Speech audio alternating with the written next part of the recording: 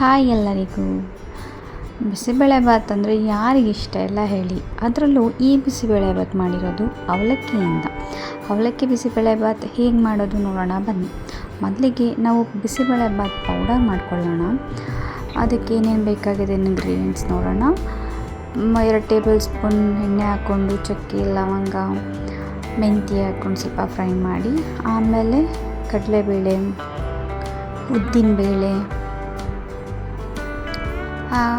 ಜೀರಿಗೆ, ಕರಿಬೇವಿನ ಸೊಪ್ಪು, ಧನಿಯಾ ಇದಿಷ್ಟು ಹಾಕಿ ಸ್ವಲ್ಪ ಫ್ರೈ ಮಾಡ್ಕೊಳ್ಳಿ. ಮತ್ತು ಬ್ಯಾಡಗಿ ಮೆಣಸಿನ್ಕಾಯಿ, ಗುಂಟೂರು ಮೆಣಸಿನ್ಕಾಯಿ, ಹಾಗೆ ಒಂದು 5-6 ಗೋಡಂಬಿ, ಒಣ ಕೊಬ್ಬರಿ ಇದಿಷ್ಟು ಹಾಕಿ ಫ್ರೈ ಮಾಡ್ಕೊಳ್ಳಿ. ಫ್ರೈ ಮಾಡಾದಮೇಲೆ ಅದನ್ನು ಮಿಕ್ಸಿ ಜಾರಿಗೆ ಹಾಕಿ ಡ್ರೈ ಪೌಡರ್ ಮಾಡ್ಕೊಳ್ಳಿ. ಅದನ್ನು 1-2 ಸ್ಪೂನು ಬೇಳೆಗೆ ಹಾಕಿ ವಿಷಲ್ ಮಾಡಿಸ್ಕೊಳ್ಳಿ. ಇನ್ನೊಂದು ಕಡೆ ನಾವು ತರಕಾರಿ ಬೇಯಿಸ್ಕೊಳ್ಳೋಣ. ಸ್ವಲ್ಪ ಎಣ್ಣೆ ಹಾಕಿ ಕರಿಬೇವಿನ ಸೊಪ್ಪು, ಈರುಳ್ಳಿ, ಕ್ಯಾಪ್ಸಿಕಮ್ ಮತ್ತು ಮನೇಲಿ ಯಾವ್ಯಾವ ತರಕಾರಿಗಳಿರುತ್ತೆ ಆ ಎಲ್ಲ ತರಕಾರಿಗಳನ್ನ ನೀವು ಉಪಯೋಗಿಸ್ಬೋದು. ನಾನು ಹುರುಳಿಕಾಯಿ, ಆಲೂಗೆಡ್ಡೆ, ಕ್ಯಾರೆಟು, ಗೆಡ್ಡೆಕೋಸು ಇದನ್ನೆಲ್ಲನೂ ಉಪಯೋಗಿಸಿದ್ದೀನಿ. ಸ್ವಲ್ಪ ಅರಿಶಿನ ಹಾಕ್ಕೊಳ್ಳಿ. ಸ್ವಲ್ಪ ಈ ಟೈಮಲ್ಲಿ ಸ್ವಲ್ಪ ಉಪ್ಪು ಹಾಕ್ಕೊತಾ ಇದ್ದೀನಿ ನಾನು. ಇದನ್ನು ಸ್ವಲ್ಪ ಫ್ರೈ ಮಾಡ್ಕೊಂಡು ನೆಕ್ಸ್ಟ್ ಟೊಮೆಟೊ ಹಾಕ್ಕೊಳ್ಳೋಣ.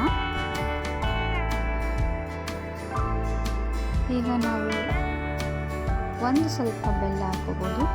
ಹಾಗೆ ಬೇಳೆ ಬೇಯಿಸಿಟ್ಕೊಂಡಿರ್ತೀವಲ್ಲ ಅದನ್ನು ನಾವು ತರಕಾರಿಗೆ ಮಿಕ್ಸ್ ಮಾಡ್ಕೊಳ್ಳೋಣ.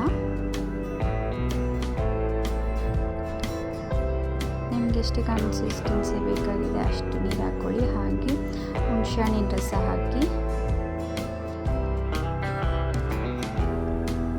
ನಾವು ಬಿಸಿಬೇಳೆಭಾತ್ ಪೌಡರ್ ಏನು ಮಾಡ್ಕೊಂಡಿದ್ವಿ ಅದನ್ನು ನಾನೇನೊಂದು 2-3 ಟೇಬಲ್ ಸ್ಪೂನ್ ಯೂಸ್ ಮಾಡ್ಕೊಂಡಿದ್ದೀನಿ. ಅದು ಬೇಯೋ ಟೈಮಿಗೆ ನಾನು ಅವಲಕ್ಕಿನ ನೆನೆಸಿಟ್ಕೊಂಡಿದ್ದೆ 2 ಕಪ್ಪು, ಅದನ್ನು ಮಿಕ್ಸ್ ಮಾಡ್ಕೊತಾ ಇದ್ದೀನಿ ಹಾಕ್ಕೊಂಡು. ಇನ್ನೊಂದು ಸ್ವಲ್ಪ ನೀರನ್ನು ಹಾಕ್ಕೊಂಡು ನಾವು ಸ್ವಲ್ಪ ಮತ್ತೆ ಉಪ್ಪು ಹಾಕ್ಕೊಳ್ಳೋಣ.